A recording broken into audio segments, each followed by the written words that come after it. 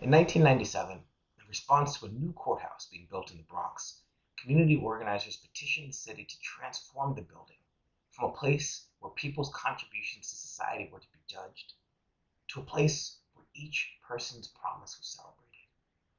They petitioned to build a school inside the courthouse. In that space, figures like Reverend Jacques de Graff, David Banks, Misha Ross Porter, and our own founder, Richard Kahn, came to a vision, a system of schools that rekindled the promise of our nation, reflected in the word of President Barack Obama, that an education could determine whether chance of birth or circumstance decides life's big winners or losers, or whether we build a community where, at the very least, everyone has a chance to work hard, get ahead, and reach their dreams. And that Frederick Douglass believed in when he wrote that education means emancipation. It means light and liberty. It means the uplifting of the soul of man into the glorious light of truth, the light by which man can only be made free. You see, to be educated is so much more than just to know. It is also to be and to do.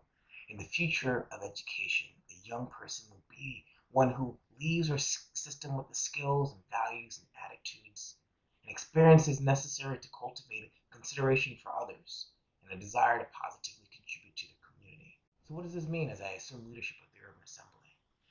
First, we will advance the social and economic mobility of young people by improving public education, not just in our schools, but in all schools.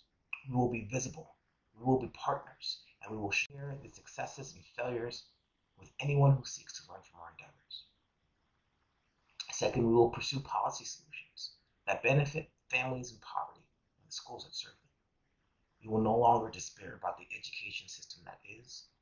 We will advocate to create a new system, one that benefits those who seek the opportunity a strong education provides. And lastly, we will innovate. We will pursue learning solutions that move the needle at scale for challenges that face schools and districts across the country. Our schools will serve as an example to those who strive to achieve those solutions. There's a legend in my family. I'm not sure if it's true, but it's a story I tell my own children, Elijah and Isaiah Adams. It's said that when my great-grandfather came to Ellis Island and opened his suitcase, the guards expected to find clothes, but found only instead books, because those were the things that were most precious to him. In this time of transition, I hope our students will feel that it's their future that's most precious to me, and that it's our schools that will help them to realize it.